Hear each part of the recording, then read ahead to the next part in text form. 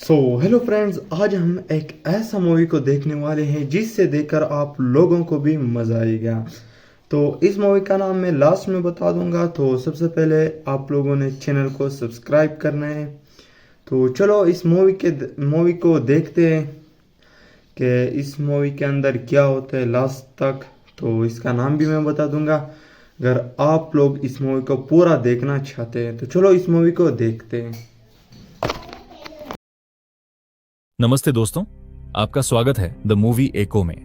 आज हम everybody loves me when I am dead नाम की मूवी को एक्सप्लेन करेंगे। पैसा इकलौती ऐसी गंदी चीज है जिसे हर कोई पाना चाहता है। ठीक ऐसी ही कहानी है एक बैंक कैशियर की, जिसे अचानक पता चलता है कि उनके एक मरे हुए कस्टमर के अकाउंट में अब भी $30 लाख जमा है।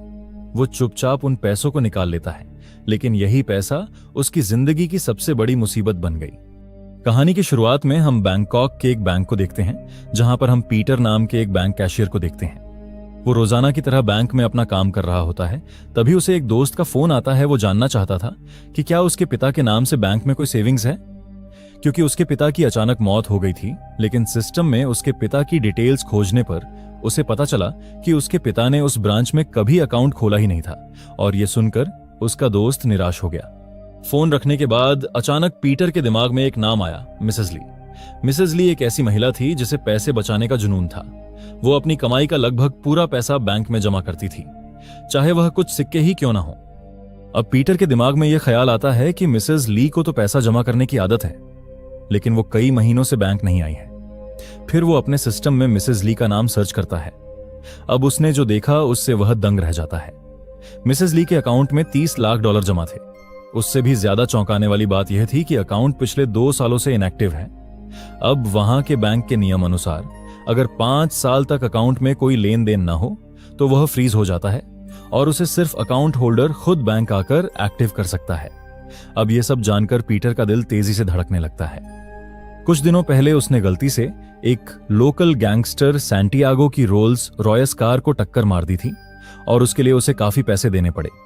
अब जबकि वो इसके लिए काफी पैसे दे चुका था, लेकिन फिर भी वो और पैसों की डिमांड करता है। जब पीटर ने और पैसे देने से मना कर दिया तो सैंटियागो के आदमियों ने उसे बेरहमी से मारा।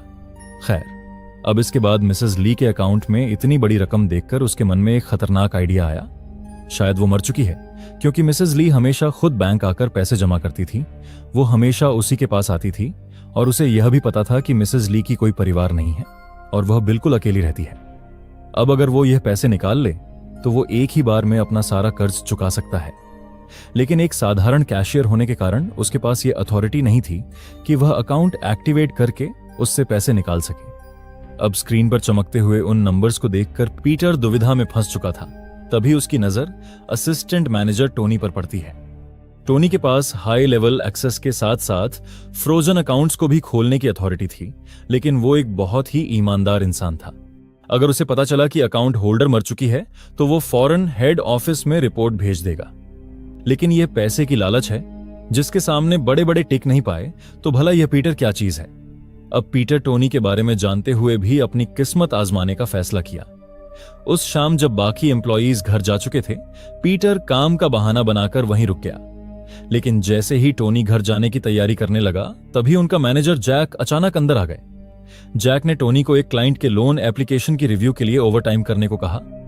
टोनी मना करना चाहता था, लेकिन उससे पहले ही जैक ने अपनी आईडी से सिस्टम में लॉगिन कर लिया और उसे अगले दिन तक फाइल रेडी करने के लिए कहकर वहां से चला गया। अब ना चाहते हुए भी मजबूरन टोनी को देर तक रुकना पड़ा। अब कुछ देर बाद पीटर टोनी के केबिन में आया और उससे एक दूसरे क्लाइंट के लोन के डॉक्यूमेंट में गड़बड़ी का बहाना बनाकर उससे मदद मांगी। टोनी ने हामी भर दी और उसे सिस्टम में फाइल खोलने को कहा। जब पीटर जैक की क्लाइंट की जानकारी देख रहा था, उसी समय उसने देखा टोनी जिस क्लाइंट की फाइल देख रहा था उसके डॉक्यूमेंट साफ तौर पर अधूरे और संदिग्ध थे। फिर भी जैक उसे आगे बढ़ा रहा था और चाहता था कि टोनी उस पर साइन करे। पीटर ने टोनी को समझाया कि बैंक के ऑडिट सिस्टम में जो लोन अप्रूव करता है, पूरी जिम्मेदारी उसी की होती है और जैक जानबूझकर ये लोन तुमसे अप्रूव करवाना चाहता है ताकि सारा दोष तुम्हारे ऊपर आ जाए। लेकिन पीटर एक एक्सपीरियंस्ड एम्प्लॉय था, इसलिए उसे यह सब चीजों को हैंडल करना अच्छी तरह से आता है। उसने कहा वो डॉक्यूमेंट में खामियां निकालकर लोन को रिजेक्ट कर देगा और वो जैक की मदद इसलिए कर रहा था क्योंकि इससे उसे परफॉर्मेंस बोनस मिलेगा। हाल ही में बैंक ने AI based management system implement किया था जो हर एम्प्लॉयज की परफॉर्मेंस पर नजर रखता था और लो परफॉर्मेंस करने वालों को अपने आप निकालने के लिए लिस्ट तैयार कर देता था। कई पुराने एम्प्लॉय पहले ही नौकरी से निकाले जा चुके थे और टोनी को डर था कि अगला नंबर उसका हो सकता है। इसी वजह से वह जैक की हर बात मानता था और उसका सपना था कि अपने बोनस के पैसों से अपनी बेटी को पेरिस घुमाना। अब जैक के अकाउंट से वो सभी एम्प्लॉयज के परफॉर्मेंस स्कोर देख सकता था और जब उसने सिस्टम में अपना परफॉर्मेंस स्कोर देखा तो वो हैरान रह जाता है। उसका परफॉर्मेंस स्कोर मिनिमम रिक्वायरमेंट से भी कम था। इसका मतलब था कि अगले महीने उसे टर्मिनेशन लेटर मिल सकता है। वो सोच में पड़ गया कि इतने सालों की मेहनत के बाद उसे यही इनाम मिला। एक नाकामयाब पीटर को सैंटियागो ने बांध रखा है। टोनी कुछ समझ पाता उससे पहले सैंटियागो के आदमी उसे पकड़ लेते हैं। दरअसल पीटर $1,00,000 लेकर सैंटियागो के पास गया था ताकि अपना कर्ज चुकाकर हमेशा के लिए उससे पीछा छुड़ा सके, लेकिन सैंटियागो ने फिर से अपना इरादा बदल लिया था। जब सैंटियागो ने देखा कि पीटर 1 हफ्ते के अंदर $1,00,000 लेकर आ गया है तो उसे शक हो गया और उसने पीटर को बुरी तरह पीटा और उसे सच उगलवाया कि पैसा कहां से आया। अपनी जान बचाने के लिए पीटर ने उसे सब कुछ बता दिया। अब कस्टमर के इनएक्टिव अकाउंट से पैसा निकाला जा सकता है। यह बात जानकर सैंटियागो की लालच और भी बढ़ गई, इसलिए उसने पीटर से कहा कि वो टोनी को वहां पर बुलाए। अब टोनी ने अपना दिमाग लगाया और कहा कि सारा पैसा उनका मैनेजर जैक ले गया है। यह सुनते ही सैंटियागो अपने आदमियों के साथ जैक के घर जा पहुंचा। जैक ने टोनी को देखकर उसे डराने की कोशिश की, लेकिन वो अपनी बात पूरी भी नहीं कर पाया कि सैंटियागो ने बेझिझक उसे चाकू मार दिया। ये देखकर टोनी और पीटर काफी डर गए। उन्होंने कभी सोचा भी नहीं था कि वो खुलेआम इस तरह जैक की हत्या कर देगा, और यह तो बस शुरुआत थी। अब पैसा मिलने के बाद सैंटियागो ने टोनी को 1 हफ्ते के अंदर और $2,00,000 चुराने के लिए कहा, वरना वो दोनों को मार डालेगा। टोनी अब पूरी तरह से सदमे में था। उसने कभी नहीं सोचा था कि उनकी एक गलती उनके लिए इतनी बड़ी मुसीबत खड़ी कर देगा, लेकिन अब पछताने से कुछ नहीं बदलने वाला था। अब टोनी ने फैसला किया, अगर मरना ही है तो क्यों ना सब कुछ दांव पर लगा दे। उन दोनों ने तय किया कि वो इनएक्टिव अकाउंट्स की तलाश करेंगे और जितना हो सके उतना पैसा निकालेंगे और अपनी फैमिली को लेकर वहां से भाग जाएंगे। अगली सुबह टोनी जल्दी बैंक पहुंचा और सिस्टम में इनएक्टिव अकाउंट्स की खोज शुरू कर दी, लेकिन तभी उनके ऊपर एक और मुसीबत आ पहुंची। अब डेविड किम को लेकर बैंक आ पहुंचा। जब पीटर को पता चला कि किम ही मिसेज ली की बेटी है तो वह घबरा गया और फौरन टोनी के पास गया। जब टोनी को पता चला कि मिसेज ली की कोई रिश्तेदार मौजूद है तो वो काफी टेंशन में आ जाता है। फिर टोनी किम के पास गया और उससे पूछा कि क्या वो जरूरी डॉक्यूमेंट्स लाई है। जब किम को पता चला कि अकाउंट की जांच के लिए इतने सारे डॉक्यूमेंट्स चाहिए तो वो परेशान हो गई। उसका बर्थ सर्टिफिकेट अभी भी उसकी मौसी के घर पर था और वहां से लाने में कम से कम 1 हफ्ता लगता। उसने अपनी मौसी को फोन करने के लिए मोबाइल निकाला, लेकिन तभी डेविड ने उनके सामने किम का बर्थ सर्टिफिकेट निकाल कर रख दिया।